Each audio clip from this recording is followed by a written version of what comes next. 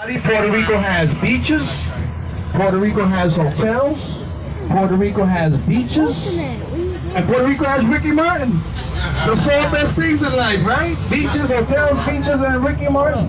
And we got the four things right. Oh, wait. I'm going to show you J-Lo's apartment. J-Lo's from the Bronx. Jenny from the Bronx. She got property here. She got property here. Listen up. Let's take a little ride into the Puerto Rico Convention Center District. This is an area that's in development stages. You know, I'm gonna try to show you all I can, but I also like to show you the good news that's happening here, okay? Just not but this bad news. I'm a guy that's the glass half full guy. You know, I look at the good stuff, and I want to see to the future, good news. Look, this is a little marina. You know, this is an island, so there's a lot of marinas, right? And you know, you always want to have a friend or a family member that has a boat. Okay, you have to know somebody that has a boat. You always want to, you know, every 3 weeks, you want to go on a boat and enjoy some boating. But you don't want to have a boat yourself. It's too much work. All that work and cleaning it and maintenance. You just want to be freeloading off of somebody. Okay, so that's the key here. Okay, I'm giving you a little keys here, folks. It's free of charge. Listen, so we're going to take a ride into the Puerto Rico Convention Center District. Okay, this is an area that's in development stages. This is a brand new big project here. This is going to be creating more revenue for the local economy. First of all, on this side, you have some new hotels, Hyatt Place, Hyatt House, and then we're going to take a ride into the Puerto Rico Convention Center District.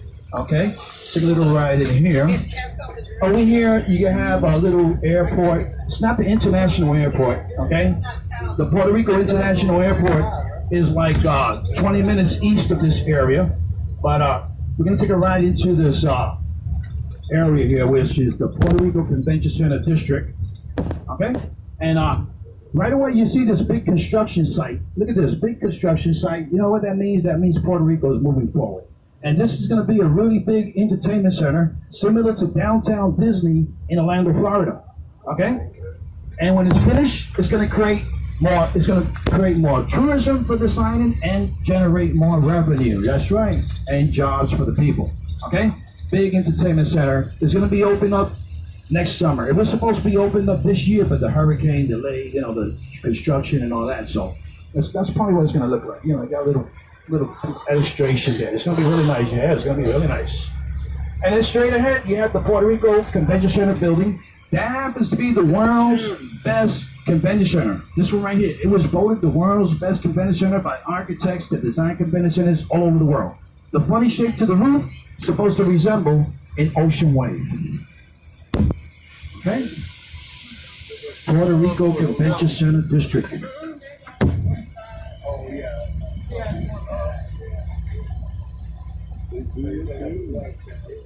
And then, folks, that hotel you see right there to the left, let me tell you something. That hotel was really damaged after the hurricane. And look, it's already been fixed up, okay? So that's the situation here. Whatever was damaged got fixed up.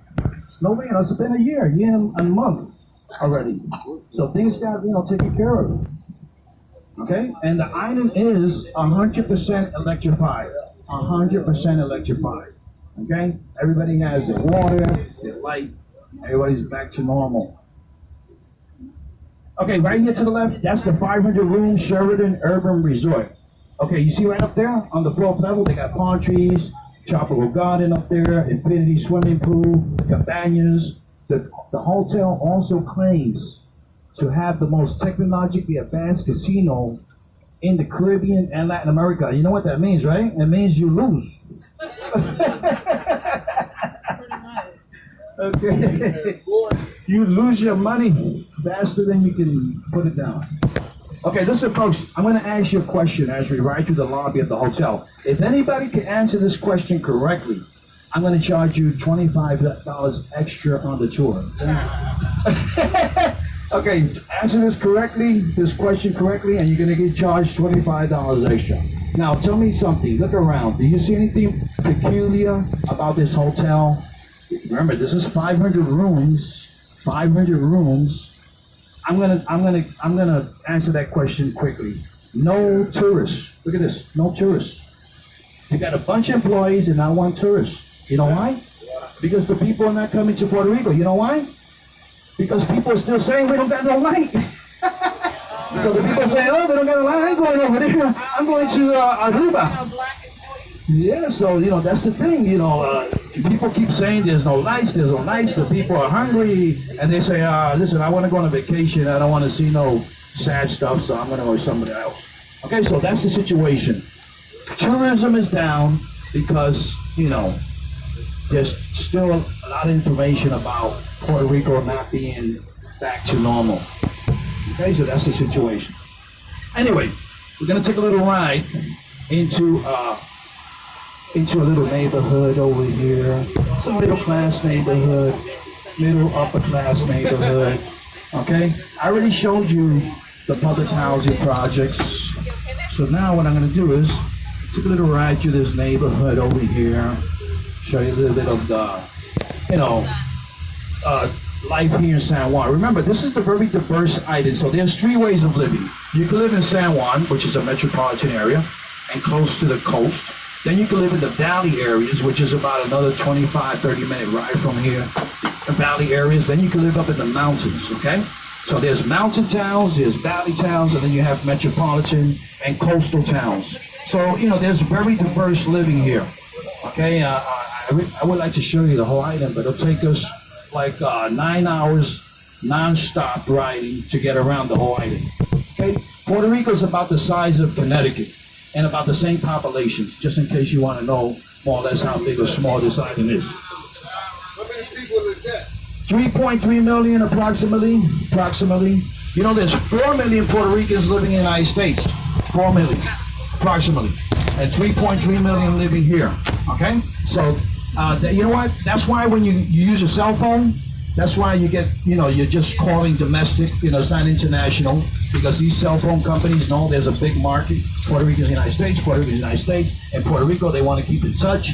So they have to give us the best rates, okay? So the best rate is to be able to call our family in the United States a domestic price, domestic charges, no long distance.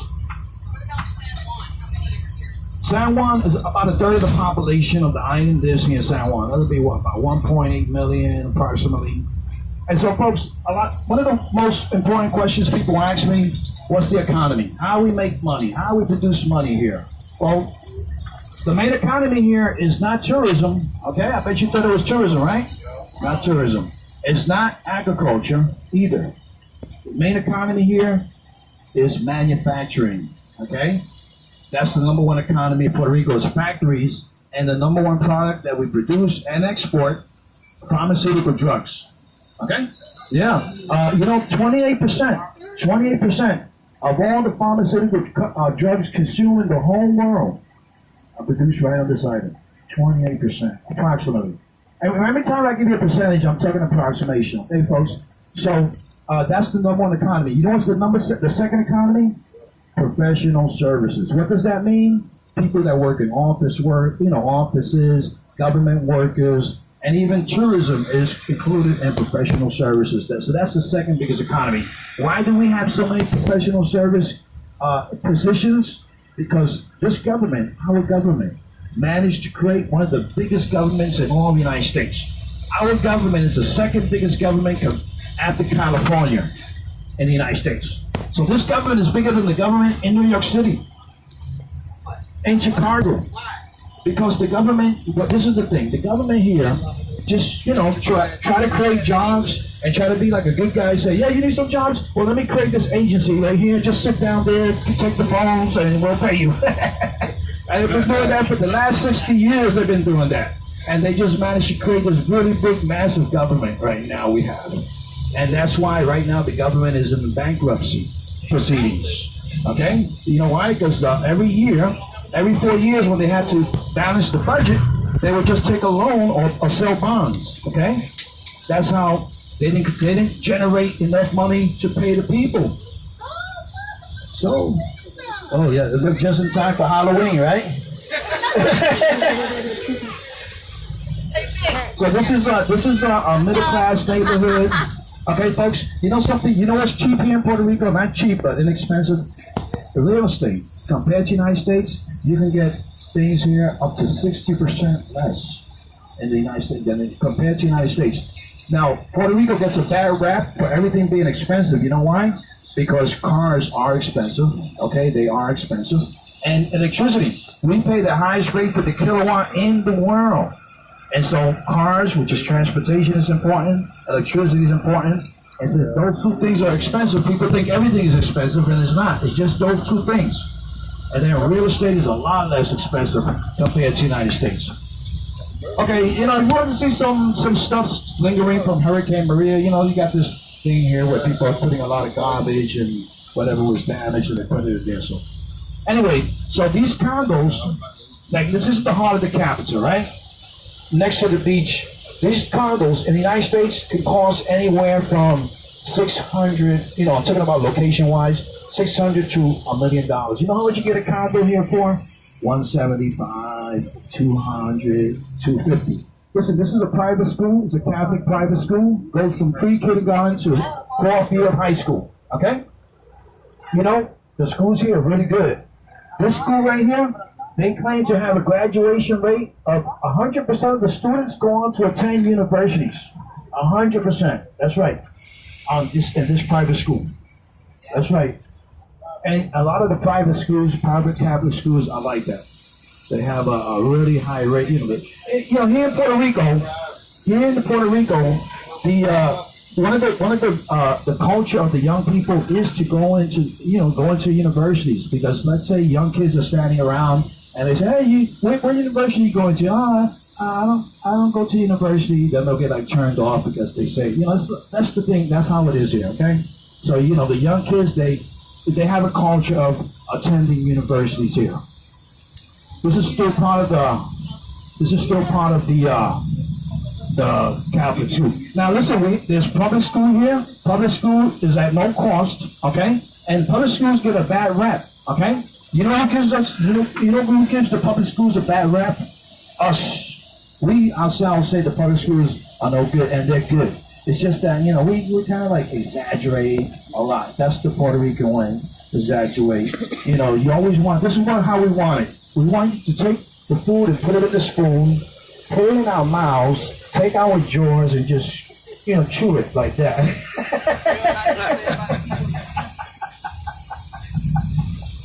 Everybody wants it on the silver platter, you know?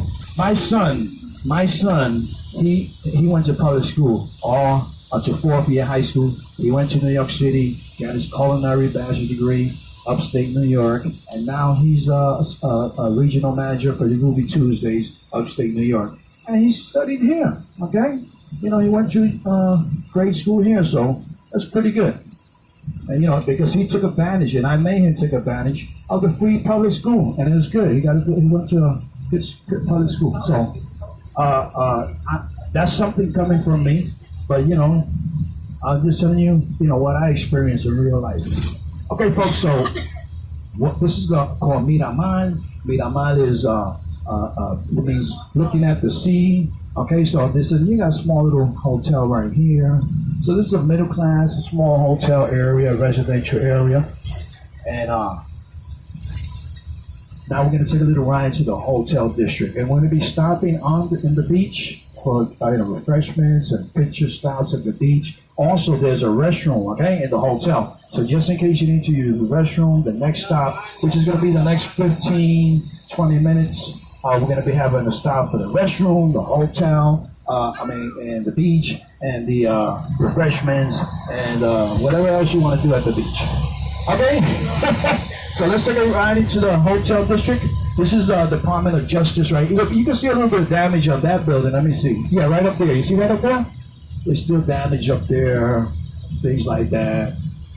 That's, you know, the government. The government is bankrupt, so they can't really fix their stuff, you know? So you know, so you're going to see, everything you see that's damaged belongs to the government. The private sector, which is me, and, you know, people who work for themselves and generate their own, you know, we don't need the government, we're all right. But whoever relies on the government here is, you know, is waiting on line. Anyway, we're gonna take a ride into the hotel district. El Condado. El Condado Hotel District. You know, I would love to take you up to the mountainside, okay? You know, I would love to take you up to the mountainside so you can see, you know, so you can see for yourself. Don't be like, man, this guy's just taking me to the nice areas. Well, let me tell you something about the people who live in the mountains, okay? The people who live in the mountains, okay, they live really good. You know why? Real estate is really, really inexpensive, for they're able to build these nice houses. And let me tell you, the people that live in the mountain towns, during the hurricane, the people were saying, oh my God, they're stuck in the mountains. What freedom? Well, where were they going to go? To the mall? Everything was closed. Everything was locked down. There was no electricity. So the people who were in the mountains, that was good for them. You know why? They stayed there. They took care of each other. And you know what? The people who live in the mountains, they're more equipped for a hurricane than me. You know why? Because when they do their shopping, they do their shopping once a month at the Costco or Sam's, so they stock up. So they were stocked up. I live here in San Juan. I was the one who was all messed up because I was figuring the supermarket was going to open the next day. I said, all right, the supermarket's going to open the next day after the hurricane. I don't need to stock up. And then, you know, no supermarkets open up for a long time. So, because a lot of people say, hey, freedom, they're stuck. Well, what are they going to do? They come to the mall and do some shopping? No, everything was closed, so that was the thing. So everybody helped out everybody, okay? There were some people that had it really bad, okay? Yeah, there was a lot of people, but most of the people were prepared. Most. Okay? That's what I saw with these two eyes right here. Okay, folks, let's take a ride into El Condado.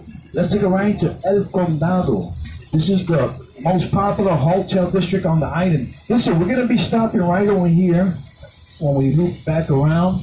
That's going to be our restroom, our take the beach, refreshment stop.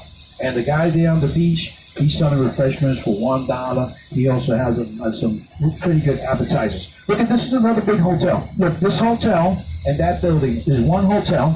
The two buildings, you get from one side to the other using the catwalk. How many tourists do you see here? Zero. That's right, zero. Okay, so that's what I'm talking about, folks. So when you go back home, you say, listen, go to Puerto Rico. There, come on, it's all right. Just go. Look for Lasso. Okay, yeah, look for Lasso. Take his tour. Okay, so we're going to take a ride into this area. Now, let me tell you about this area. In the early 1900s, look at the graffiti, folks. This wasn't here. But anyway, let me tell you about this area. In the early 1900s, there was nothing here but forest and beach. Nothing here but forest and beach, okay? It was really beautiful, forest and beach. And then you had two bodies of water. The one to the right, that's an estuary. That's where the river water from the mountains mixes with the seawater. And that's a reserve. Manatees and sea cows. Sea cows inhabit that body of water. That's why you're never going to see any motorized, like jet skis. You can't do that. You got to only kayak or paddleboard, nothing else. So that's a reserve. And then you have the Atlantic Ocean here to the left. So this body of water had this body of land had two bodies of water on each side of it. So it was really beautiful, and very wealthy families had their summer home properties right here in the early 1900s. With these wealthy families, I'm going to show you one of them right now. You ever heard of the Vanderbilts, right? One of the foremost wealthiest families in the United States at one time. Well, they had their summer home property right here, and then they built that hotel, which is the Vanderbilt Hotel, on top of what was their summer home property. That's a 5-star hotel, by the way. And if you look up there on the emblem, you see two letters. Those are the initials. CV stands for Cornelius Vanderbilt. Okay, so that's this is, like I said, a lot of these hotels got built. There's a condominium, the Bristol condominium, right here to the right. And Jennifer Lopez, she has a condo in this building right here. Okay, right over here. So this area is area where the real estate is the most expensive on the island. This is the hotel district. The beach is right down the street. This is the heart of the capital of this island. So this will be the real estate here is the most expensive. It's called El Condado neighborhood. El Condado neighborhood. Okay, and then when this particular short ride through here, okay, folks, this is, here in San Juan, most of the wealthy people, this is where the bulk of the wealthy class live in San Juan, even though there's more areas a little further down, but the wealthy people, look at the Hulk right over there. Okay, anyway, so, you look like the Hulk, right? Anyway, so, so listen, the wealthy people that live in San Juan, they like to live in condos. They like the condo lifestyle.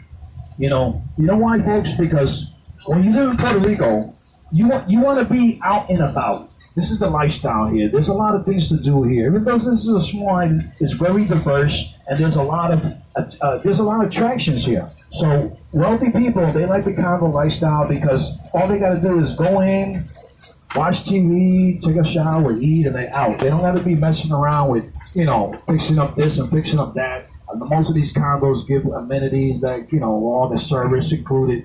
So that's how the wealthy class like to live here in San Juan. They want to be in an out and about lifestyle, and condos are very attractive to them. If we ride for another 20 minutes, all we're going to see is condos on the beach. So that's the way most of the wealthy people live here. And then if I take you out to the countryside, then you'll have a lot of gated communities. We do have gated communities here, but so there's different types of upper class living here on the island. There are small homes right here, not a lot, just a couple of small homes, these are very expensive. $1 million they would cost. This is the heart of the capital, but not too many homes, mostly condos.